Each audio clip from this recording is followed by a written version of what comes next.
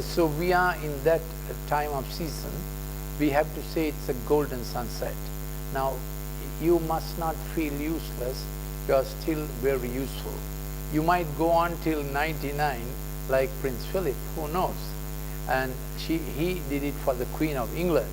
And you might have to do that for your own queen and for the things that you live for. They are still with you. It's your legacy that you are still living out, but in a different role. Your successes have taken over almost most things that you began, and that was expected. Now for some of us got there unexpectedly, some of us planned it through. Whatever it is, we have now entered our finishing years, and we want to finish well. We want to finish with memories and present action of exhilaration. We may have slowed down in some of our programs, but we don't have to slow down in spirit. Excellence of spirit and the favor of God are still upon us all the days of our life. So in this season, I want to take you to Psalm 23, a very simple psalm. But that psalm did not come out of David's young years. That psalm came out of David's older years, mature years. So in it, we start on the basis, the Lord is my shepherd still, I shall not want. So in our years now, we are not in a demand mode, in the finishing well years, we are in a supply mode. We have learned to be satisfied with what we have. We are exemplifying 1 Timothy 6, godliness with contentment is great gain. 3 things that highlight these years: shine forth, contentment, godliness, great gain. Let that be heard by the generation that is immediately in touch with you.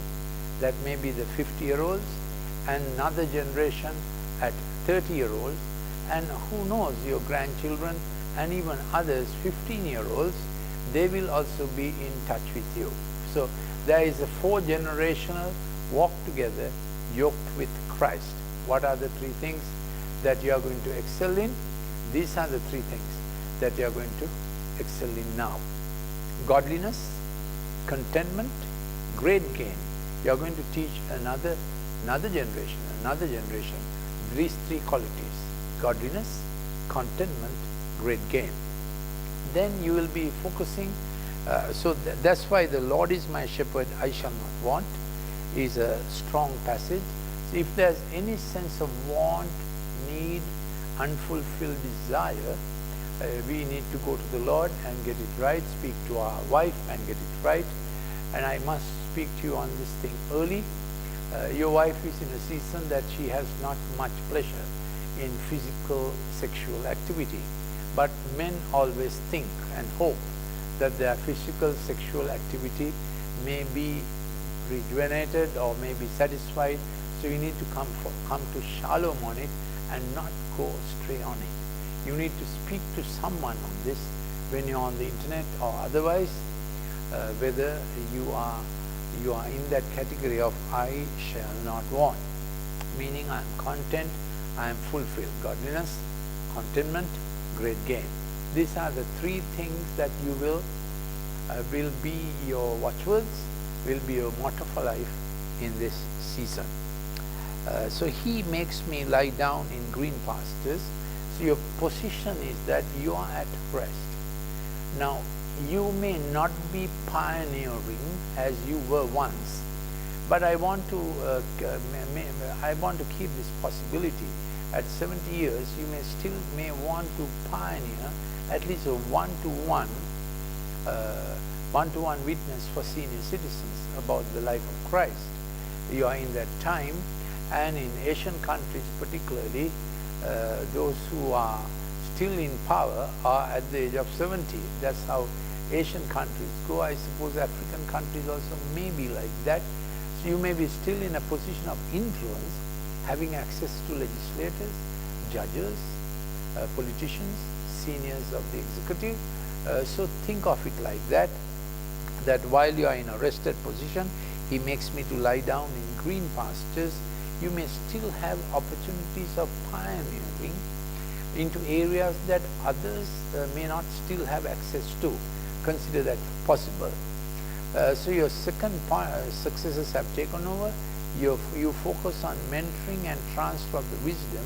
I wanted to add this for those who are dynamic and still have pioneering energy. Do it in a strategic way into areas that you are best qualified still. It may be sometimes some academic pursuit, or it may be a personal relationship through which you can present Christ to someone else. You may be still the best one for that, particularly for seniors and very influential people in your nation. Don't miss it out. Yes. So this is on He makes me to lie down. So make sure that you have a posture of green pastures, that is, wherever you look around, it pleases your eye. Your pasture is green, not brown, not dry. Don't have worries, sorrows, regrets, hopefully, that your pastures are green. Green pastures are a matter of the heart, isn't it? My God shall supply all your need according to His riches in glory by Christ Jesus. Philippians 4:19. So I trust if you find something brown, then it will enter your bucket list, which is the fourth point I have on my slide. You make sure that you address all unfinished business, including regrets, forgiving. So the things that you need to write them down, things that cause you anxiety, what looks brown, what does not look green. So make a bit of stock assessment of your life. What is green? Your relationship with your wife, hopefully, your relationship with your daughter and son-in-law, your relationship with your son and daughter-in-law, maybe those whom you worked with earlier, whatever relationships that still remain. You might have belonged to a group of 12 and you may be still part of it. It's good to grow old with grace, with long-standing friends. 70 is not an age, even 65 is not, when you look for friends. I personally have friends that I have kept from the age of 33. In fact, I have friends that I have had from 26. They are still running alongside. Most are still very active. So that's a great boon if you have long-standing friends. So for those who are listening to this and maybe still 45, 35, think of lifelong friends. That's how you make your sunset golden, with lifelong friends. That's a strong advice I like to give, how your pastures may look green. I should have waited for this next line. He leads me beside quiet waters. So that is the pioneering part, where you may still lead in some area that others may not be able to lead. If you are the choleric kind or the type A personality, the dominant kind, the influencer kind, you may still look for opportunities like that, and God may give you. And you may be still suited for, so he leads me, so you have to wait for God's lead. In younger days, we led anyway, whether God was there or not. We did our leading, our own style, but nowadays, we need to wait for God's lead. And quiet waters, I would put that down as deep fountains of refreshment. Sexual, friendship, deep fountains of refreshment.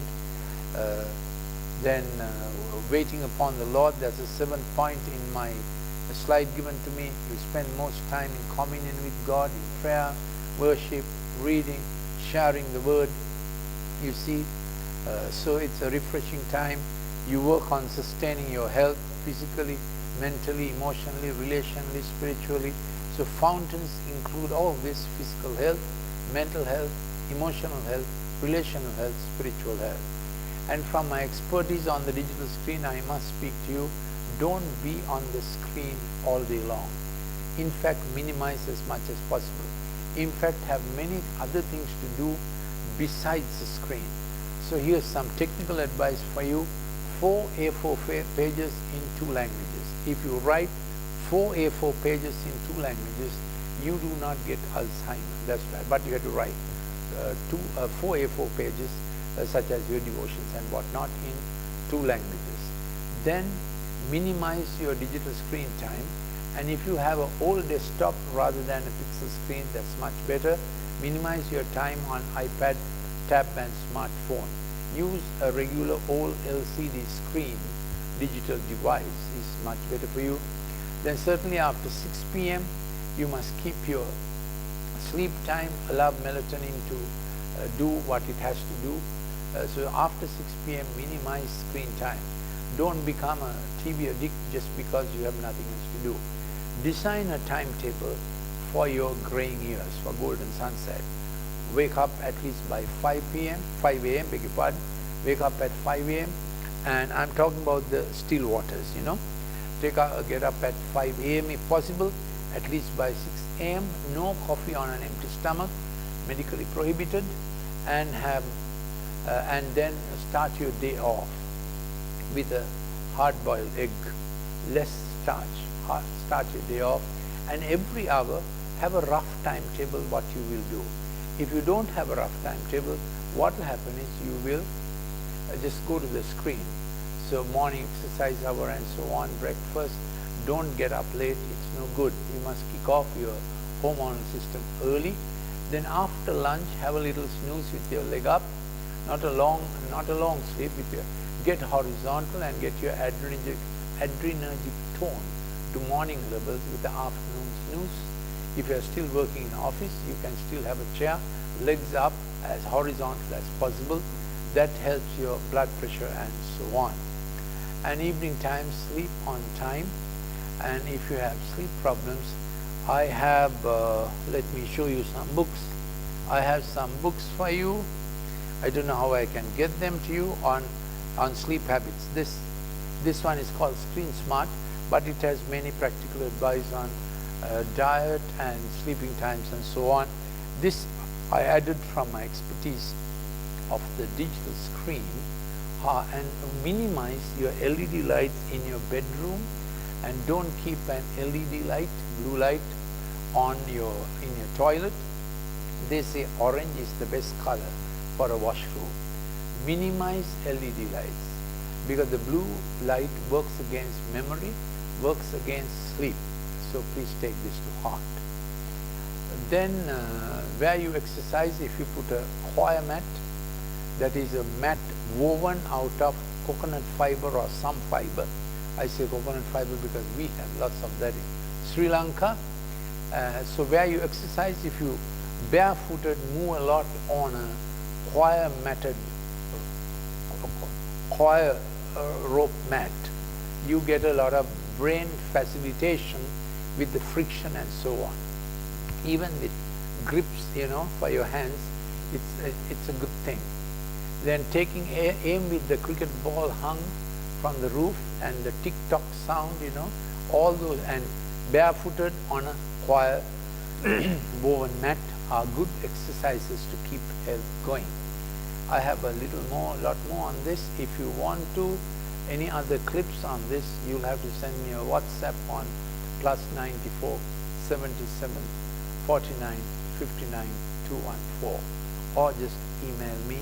I can send it to you. So these are a little about the fountains, referring to physical health, mental health, emotional health, relational health, and spiritual health. It's an excellent habit to meet with 12 people. I'll speak about this, about the table God has appointed for you. Then the green pastures, the motto for this period of life is, the Lord is my shepherd, I shall not want. Godliness, contentment, and great gain. Under that motto, under that banner, we have lying down in green pastures, excuse me, we have being led in quiet waters, then we have restoration of the soul. That comes under the regrets and so on. Speak about it with your wife or a colleague, friend. Try not to have regrets, that you will have a wonderfully restored soul. And forgive fast. Please don't move into judgment, judging people, judging governments. Many Christians go wrong. Fill your mouth with prosperity. I have a prosperity list, especially for this age. It's a little long. I'll give you a sample. Lord, you desire the prosperity of your servant. Lord, you shall prosper at the hand of your servant. Lord, your servant will turn many to righteousness. Lord will water his servant. Proverbs 11:24-25. Lord, your servant will be like a tree planted by the rivers of water. So I have a prosperity confession. You understood? It's a little different from the grab and claim prosperity. Lord, your servant will move from clogged up wells of Sitna and Esek to Rehoboth and Beersheba. Lord, your servant will be generous, and with generous plans he will prosper. Isaiah 32:8. So it's a 20-point list. If you want it, you can WhatsApp me or send me an email. You can go through it daily. 20 kinds of prosperity for your soul, life, for your emotional and spiritual well-being. Yes. Then he guides me in the paths of righteousness. So never he guides me in the paths of righteousness. The paths of righteousness you had from old days, never give up on them. Never alone with other ladies. Don't get caught in a compromising situation. Your digital screen when you are on the laptop or the desktop, anybody can see. Don't go to corners, don't hide yourself and get into sexual trouble. Guide me in the paths of righteousness. That's the fourth point. That is to say, what worked well for you in righteousness, don't give up in your wisdom years. Yes. Then comes the other side of life. Even though I walk through the valley of the shadow of death, COVID is everywhere. So these fears are everywhere. So if a valley of the shadow of death comes unexpectedly, hopefully not because of threat, hopefully not because of persecution, generally it is because of sickness, and the Lord has a promise in Psalm 41, the Lord will make the bed of languishing, bed of sickness of the righteous man. So may you never have sickness. May the Lord's health be sufficient for you. And Psalm 103 would be something you always quote. Bless the Lord, O my soul, and all that is within me. Praise his holy name. Bless the Lord, O my soul. Forget not all his benefits, who forgives all my iniquities, heals all my diseases. May you have good mobility in all your joints, and may your coronary arteries, cerebral arteries be kept in health, no cancer in any organ. So that's why sleep is necessary. When melatonin properly works on our chromaffin cell system, the cancerous nature of our sexual organs is kept at bay. Basically, it's a matter of immunity and melatonin to keep cancer away. So I just mentioned it because of the valley of the shadow of death, which is the fifth point in my wisdom years. The sixth point, I fear no evil, you're with me. Your rod and your staff, they comfort me. So no fear comes from the fact that God's scepter and God's staff are working through me. This is part of our call that has not ceased. Your activity may have ceased, but that has not ceased. Now these are the things that you need to give your, when you are mentoring and transferring life wisdom, you have to transfer to them what ticks in you, what ticked for you, what worked for you. So teach them that God's scepter is part of the call, that's God's government on your life, and the government God exercises through you in your spiritual call, and of course in your workplace and all that. So your call involves the workplace and your great commission from Christ to make disciple of anybody who comes your way, and the workplace that comes your way. I take a lot of time on this usually. Psalm 23, your rod, your scepter, your staff of provision. So there's a regal rod of authority, royal authority, and a shepherd's staff of provision that brings comfort to you, and it's part of your ministry that God's royal scepter works through you. Of course, we are royal priesthood also, and God's shepherd's staff works through you in your active years to provide in your work field. You a boss, you provided livelihood, or at least you managed livelihoods.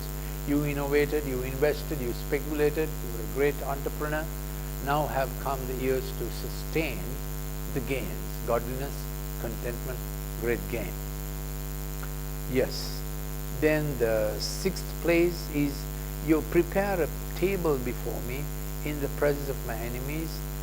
So that is the table of placement, provision and people God had for you all your life. At present, I told you there will be 50-year-olds, there will be 30-year-olds, there will be even 15-year-olds, even your grandchildren. Look upon them as posterity, look upon them as legacy, add to them whatever you can. Then God anoints your head with oil and my cup overflows. This is my 7th point. Always we live our life from a cup inside, deep inside our life.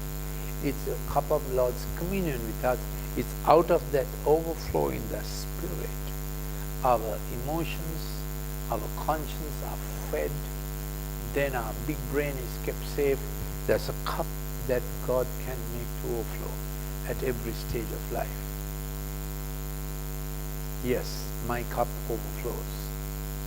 Then surely goodness and mercy, my 8th station of life, surely goodness and mercy, loving kindness follow all the days of my life. I will dwell in the house of the Lord forever. So God's industry is still with us, and we have a house of the Lord with which we rejoice. Never miss your Sunday. Keep all God's commitments, and be glad when you are dealing with your juniors who are your successors. Wait till they ask. Don't impose yourself. Wait for those strategic moments when they need help. You will still be useful. But with the 15-year-old generation, 30-year-old generation, a wise institution will still use you, because the 30-year-olds and the 15-year-olds trust the gray hairs. Somehow there is a need in their heart for father-mother expression, senior expression. So any institution that you have been working with, will be happy to have your grandfatherliness around for the 30-year-olds and 15-year-olds, yes. But you have to tread carefully with your 50-year-olds, because you are now handed over. You are not boss, you are not senior. So if they would agree still to sit with you every other week, that would be a great boon. This is what I am working for. If they agree to sit with you once a month even, that is a good thing.